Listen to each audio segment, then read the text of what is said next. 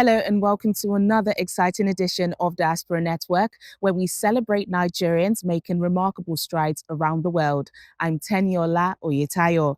On today's program, we spotlight this year's National Diaspora Day, hosted by the Nigerians in Diaspora Commission. The Diaspora Day is celebrated annually to recognize the vital contributions of Nigerians living abroad and to strengthen partnerships that drive national development. But before we bring you the highlights, let's take a quick look at what's making headlines across the global Nigerian community.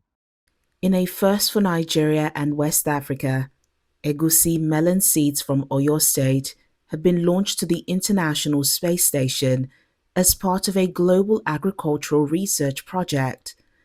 The seeds traveled alongside cotton from Egypt, pomegranate from Armenia, and wheat from Pakistan. Led by Nigerian space scientist Dr. Timidayo Oniosun, in collaboration with the Carmen Project and Jaguar Space, the mission explores how space conditions affect seed resilience, knowledge vital for food security, and climate adaptation. This marks the first Nigerian object ever sent to space and the first time a West African crop is involved in space-based agricultural research. The egusi seeds will be studied upon their return to Earth.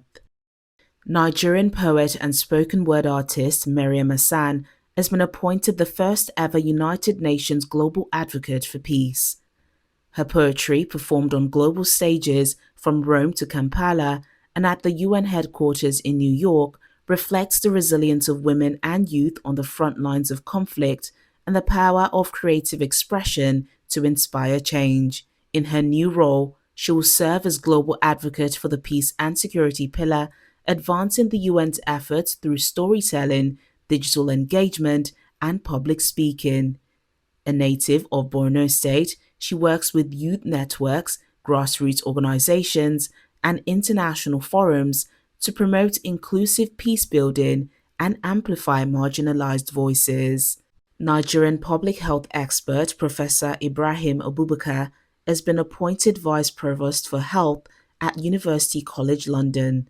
He currently serves as Pro-Provost and Dean of the Faculty of Population Health Sciences. In his new role, he will lead the development and implementation of UCL's new university-wide health strategy. Professor Abubakar has previously served as a member of the WHO World Bank Global Preparedness Monitoring Board, chair of both the WHO's Global Clinical Trial Forum and a Strategic and Technical Advisory Group on Tuberculosis, and chair of Lancet Migration. And that's your Diaspora News Wrap from London.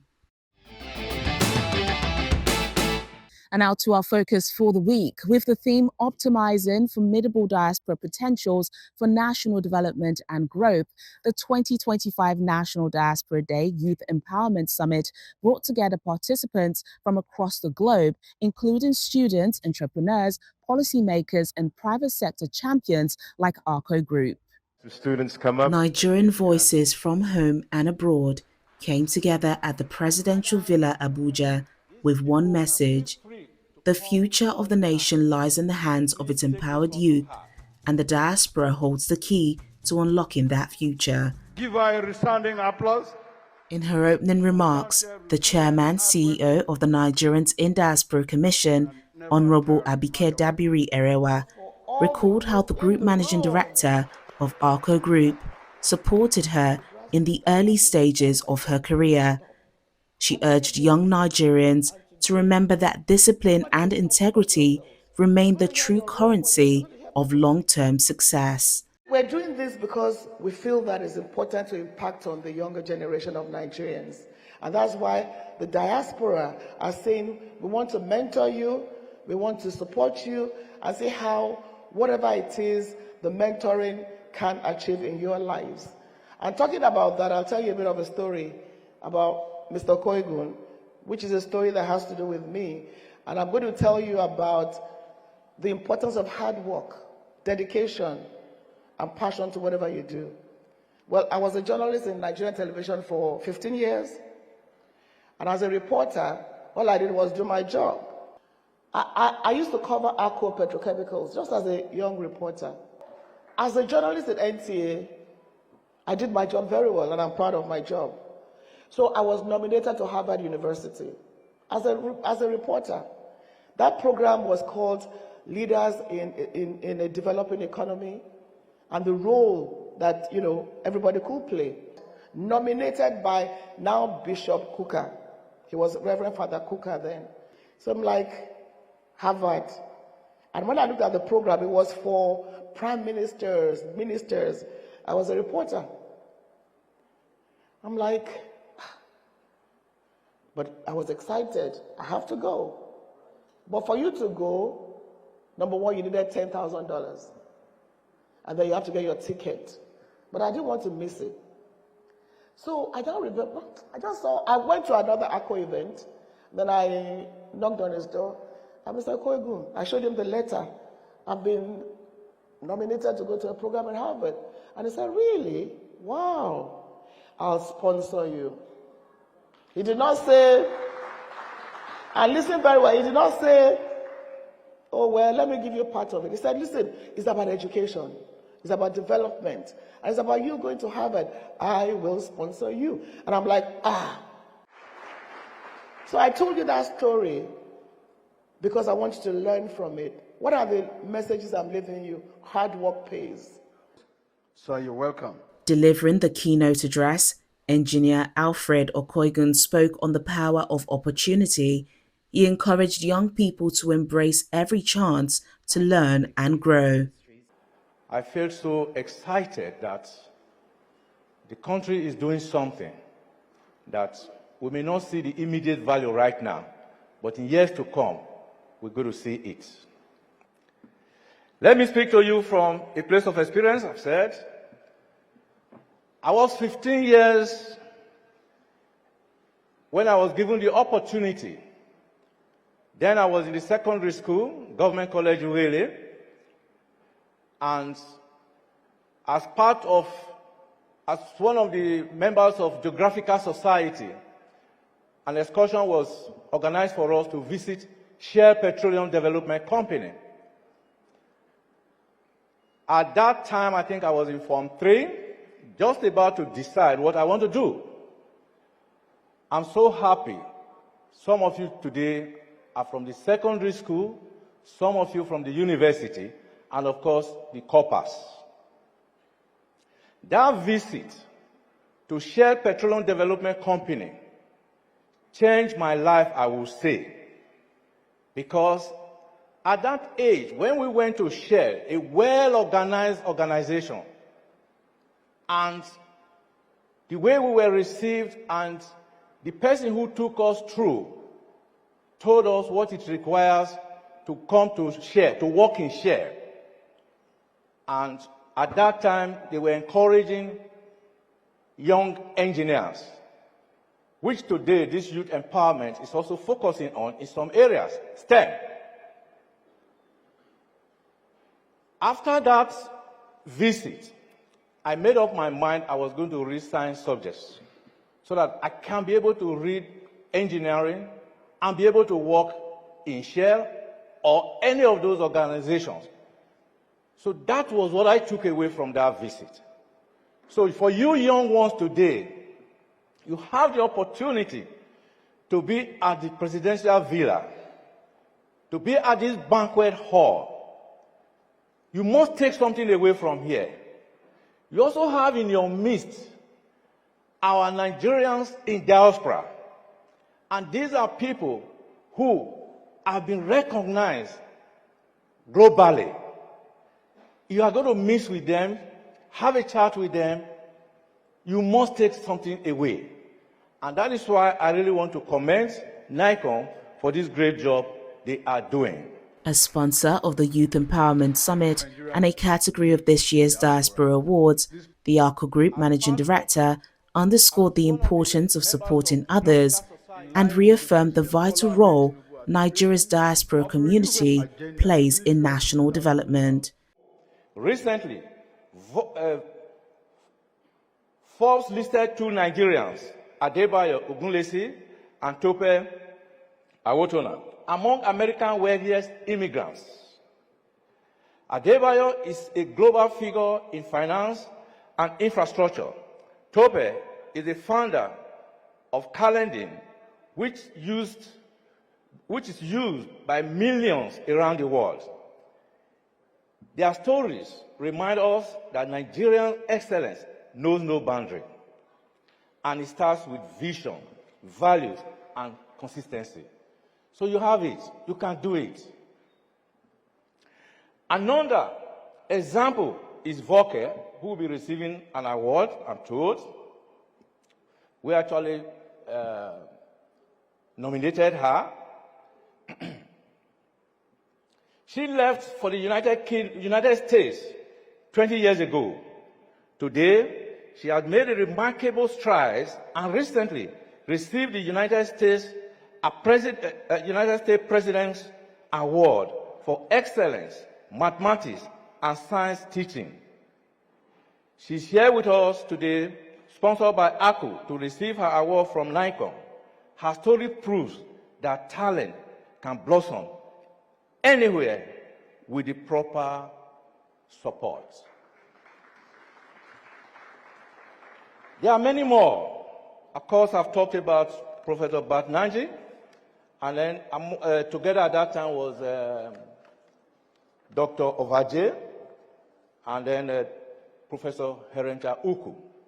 These are people who are still doing great things in the world. You may find our passion is STEM, business, education, design, or building community impact. The path may vary, but what matters is that you commit to excellence, stay curious, and hold on to your integrity. So pursuing excellence, you have to be consistent. Drive it. At ACU, we always believe in giving people the opportunity to grow, not just in skill, but in purpose. And we are not alone in that belief.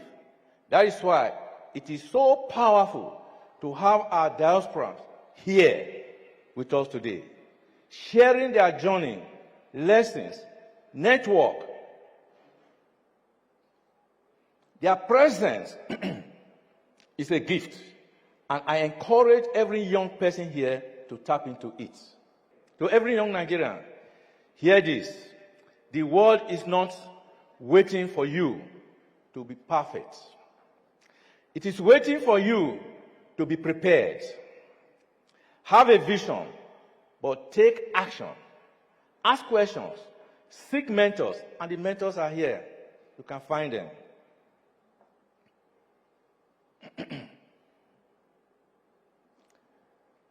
Invest in yourself, and above all, serve something greater than just your ambition. You are not just the next generation, you are the now generation. Also in attendance, the Minister of Youth Development called on young Nigerians to stay focused and committed to building a better nation.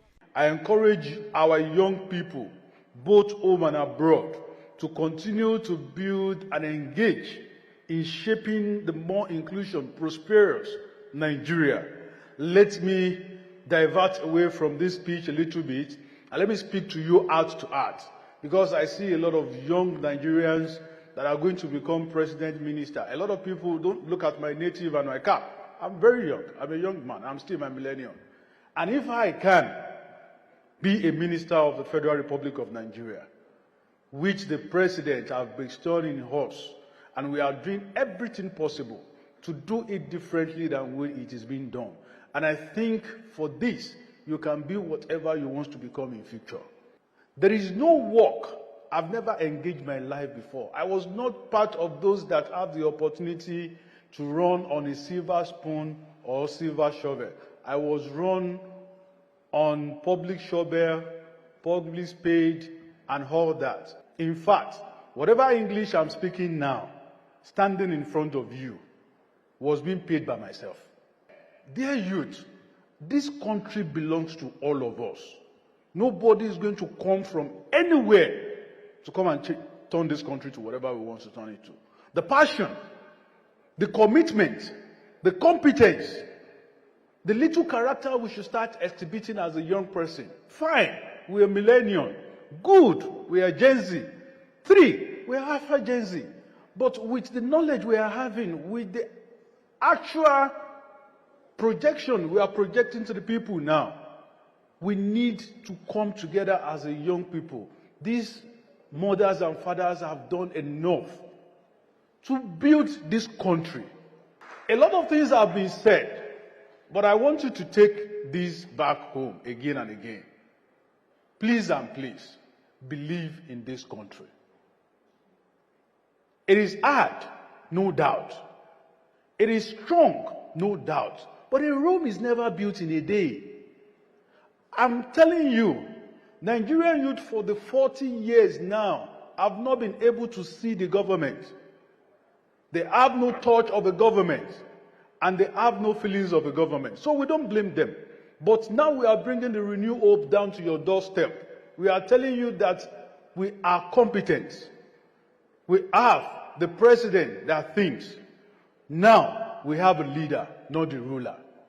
I plead to you, let's start portraying Nigeria in a good shape.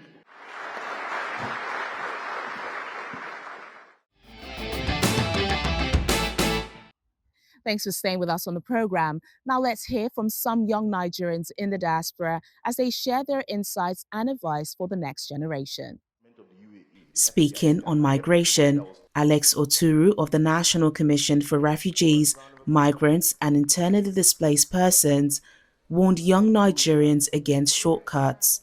Literally no nation today that is not made up of migrants, of people who have moved at one point in their lives or the other to settle in a new place.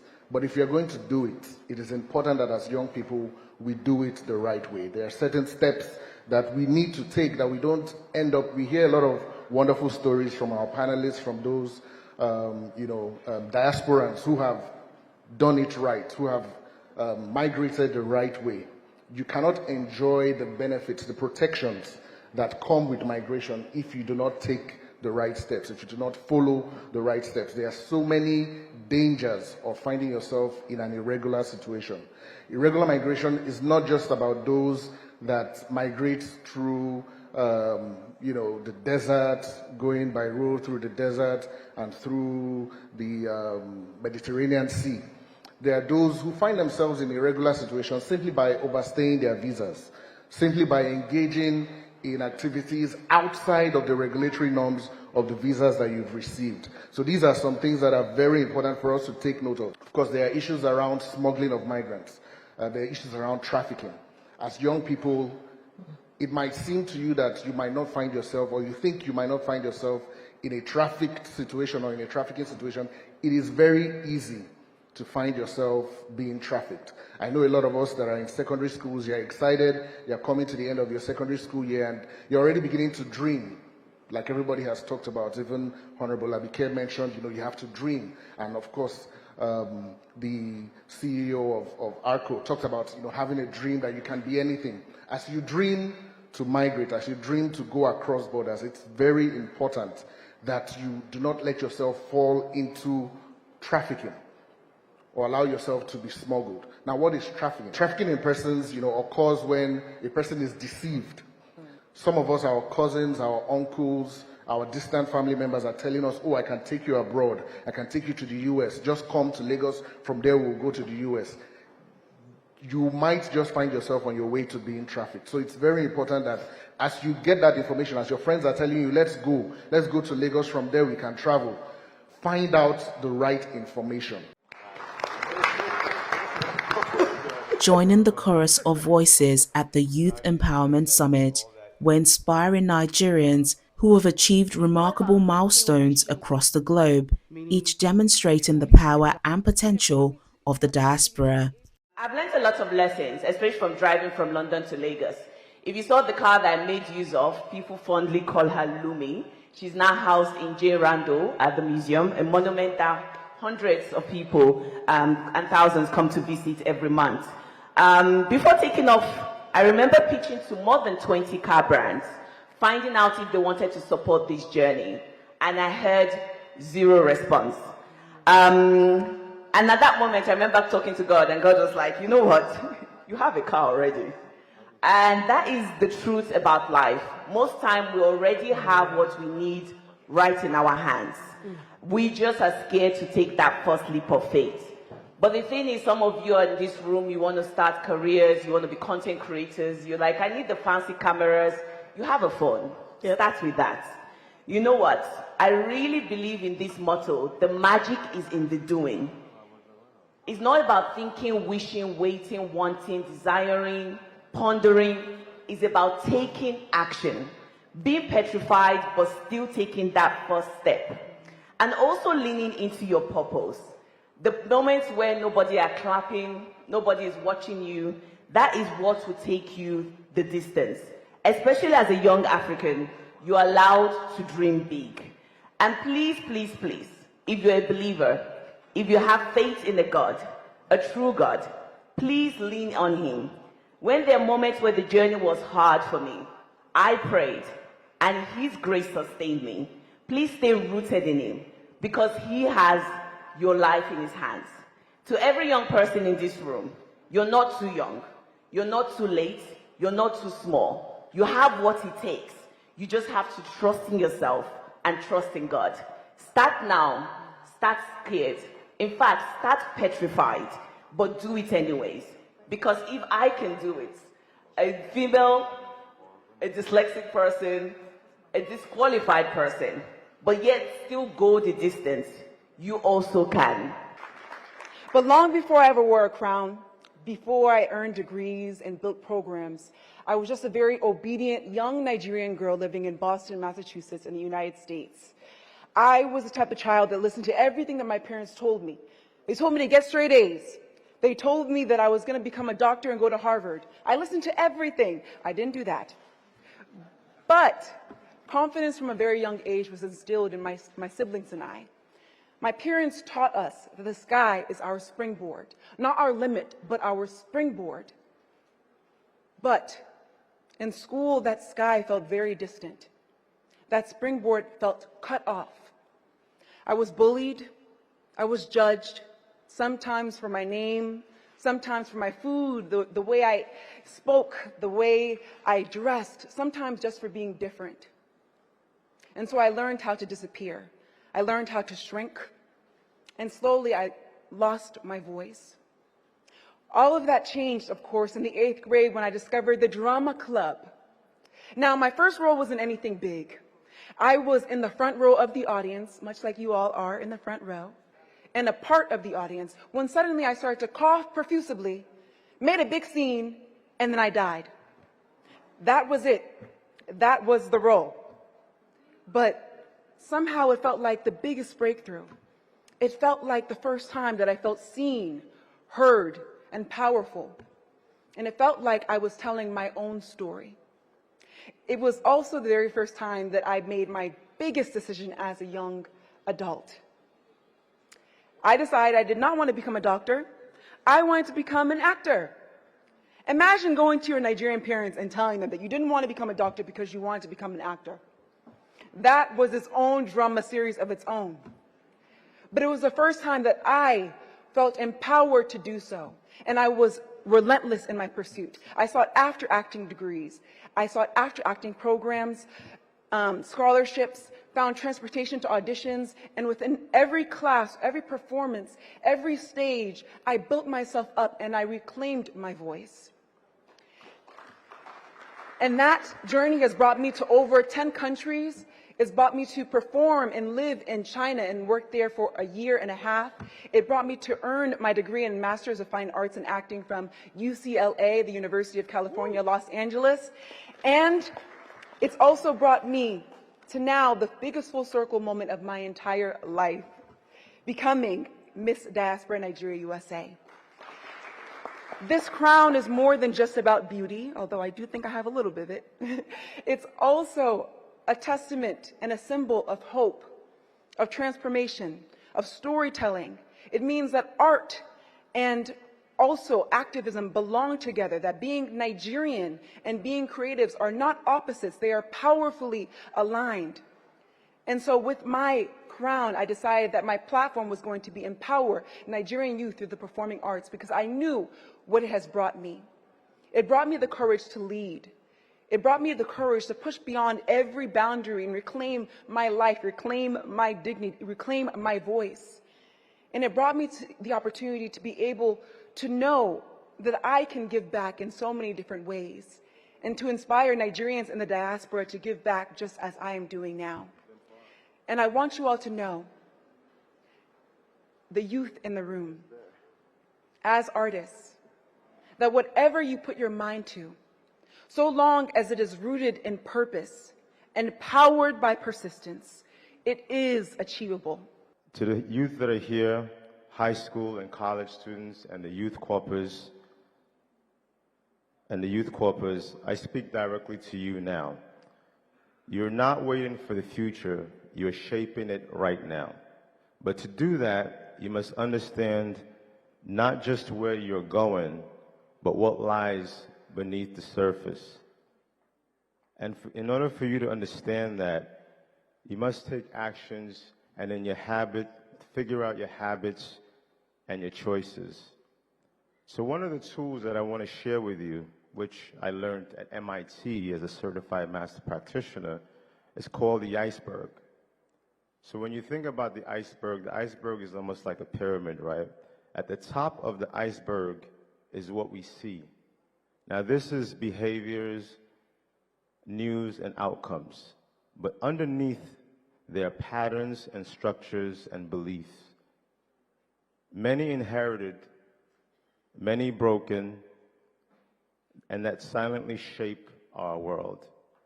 So if you want to change what's happening on the surface, we must first understand what is happening beneath it. So I challenge each of you to figure what patterns you're living in and what systems you're part of, or how you can help to redesign them. During the two-day event, 20 diaspora citizens and 3 institutional awardees were honored for their exemplary global representation of Nigeria in fields ranging from science and technology to advocacy and the creative arts. The contributions of Nigeria in the diaspora are immense. With over 20 million citizens living abroad, official remittances reached $20.93 billion in 2024, more than 4 times the value of Nigeria's foreign direct investment during the same period.